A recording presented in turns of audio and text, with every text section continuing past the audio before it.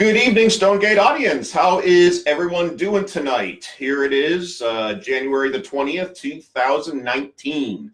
As per my New Year's goals, I'm here with another edition on Sunday night about note investing. So yesterday I was playing a game of Monopoly with my children, and it's funny. It got me to thinking what I was going to speak about tonight. And I tried to use the game, you're going around the board, you get your deeds. And again, a deed signifies ownership of a property. So I tried to use that occasion in order to teach them something about real estate. It was a hard-fought game, was a lot of fun. Last week, I talked with you about three very important real estate pieces of documentation and paperwork. The second of which I talked about was the security agreement. I said at the time this kind of is reflected usually in one of two documents, either a note and mortgage, that is also known as in some states as a deed of trust, or a land contract. In some states or areas that is known as a contract for deed. So it occurred to me a lot of people don't really always have a full understanding really what the difference is. So that's what I'm going to talk about here. In a regular note and mortgage, again, the note is a promise to pay, and then the mortgage itself, that's what gives you collateral. That's what gives you security.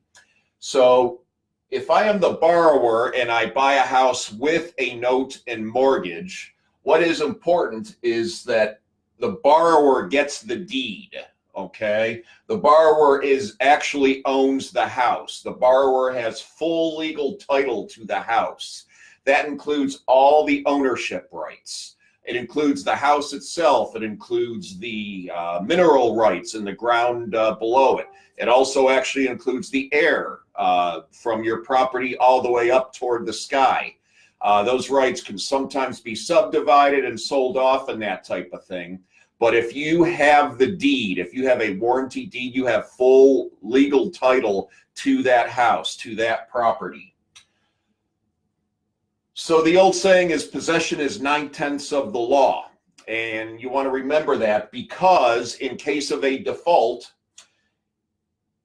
if I'm the lender and my borrower is paying me, okay, and they have a full note and mortgage, again, remember, they legally own the house. So I have to go through a full foreclosure process in order to, make sure that I get my money. A full foreclosure process will vary by the state. Some states can take a long time. New York, New Jersey, they're kind of infamous for really taking a long time to foreclose. It can also cost a lot of money. Again, New York, New Jersey, I'm not trying to beat up on those states. I'm sure there's a lot of good folks that live there, but it can take a long time and be very expensive.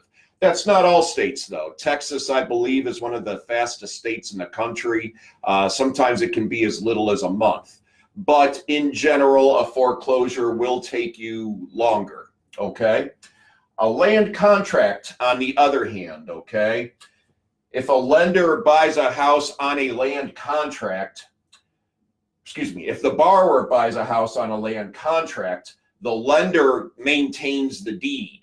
That means that the lender continues to actually own the house. The lender still has full legal title. Now, what the borrower gets is something called equitable title. That gives them some rights. They have the right to live in the house, for example. I believe they can actually even sell the house, but then they need to pay off the lien holder, the lender. But the borrower gets equitable title, and they do not get full legal title until all of the debt is paid off. So you could think of it almost as like a lease option on steroids is one way to think of it. So with what I just talked about, in case of a default, okay, the key fact is, again, that the lender maintains full legal title and ownership. In that case, if the borrower defaults, if they stop paying, it can be a lot easier and a lot cheaper and faster in order to get rid of them. You just go through a process that's much more similar to an eviction. It takes a lot shorter time. It's just less demanding overall. Again, because the lender maintains full legal title. So what do some of these things mean then if you're looking at note investing, or I guess just for whatever general purposes? Well, generally speaking, and I hesitate to go too much into generalizations because this will not always be the case, but in terms of owning one or the other as an investor, in general, a note and mortgage is going to be a little less hassle to own. The ones that I have owned, you occasionally get notices that the borrower, didn't mow their grass, for example. So why do I get a notice for that when I just have the house? Again, if it's a land contract, I own the house, okay? It's not just the mortgage. I actually own the house. So in general, a note and mortgage is going to be less hassle to own because the borrower owns the house, has full legal title, okay? The note and mortgage is easier to own as an investor. For that reason, they're generally going to be worth more. Okay, I sold a house on a land contract last year, and I was really weighing out what to do with it. And I spoke with someone at the company up in Fanac, and if I want to sell it back to Fanac, for example, to try to get my money back, they actually were very upfront. They said, well, we would give you more for it if you sold it on a note and mortgage. And if I sold it to the borrower with a land contract, and then I wanted to sell that to Fanac, I would get a little less money, and Fanac would probably convert them over to a note and mortgage anyway. So in general, also a note and mortgage is probably going to have better underwriting. Again, for all the reasons I just said, because before they sign over full legal title to the house, you want to try to do the very best you can in order to make sure that loan is going to pay off as agreed upon by both parties.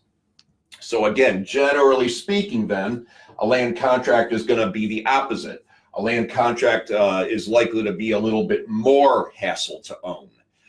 Again, you might get notices about grass clippings or something not up to code or something on the house. Again, if I own the land contract, okay, I do have legal title to that house. In general, a land contract is going to be worth less. Again, I'm speaking in generalities. And then in general, land contracts, many times they are written with not quite the same underwriting standards as a full note and mortgage. Again, because the lender maintains full legal title. Okay, and sometimes the thinking is, well, if they don't pay, then, it's easier to get rid of them. So, another example then, I mentioned on this already, if you're selling a house with seller financing, that might be something that, an investor might have to think through. How am I going to paper this transaction? Am I going to sell the house with a note and mortgage, or am I going to sell it with the land contract? Just like the answer to almost everything in life, it depends, okay? What most people do is if the borrower is not quite top of the shelf, then in general, they would probably sell it to them with a land contract. Again, because it can be cheaper and easier to evict them if need be. I think that does it for tonight. I see a number of people logged on here. Zarina Harris, how you doing? I'm looking forward to seeing you in just a couple of days. Does anyone else have any questions or anything here? Didn't want to go into this forever tonight, but I see people get confused on this all the time and thought I would teach on it a little bit here. So that should do it for tonight then. Thank you very, very much to everyone that tuned in. And I'm not so certain what's going to happen next week yet. I am traveling next week. I will be with Zarina Harris, actually, looking at some note investment opportunities and tapes and learning some things at the same time. I'm really looking forward to it. Also a shout out earlier this weekend, the past 3 days, I spent some time online with Quest IRA. They always do a really good job with all their education, and just a top-notch company to work with. I do recommend them. All right, thank you very much, everybody, and we'll see you next week. Thank you very much. Have a good night. Bye-bye now. Oh, and that is how you climb the hill. All right. Have a good night. Bye-bye.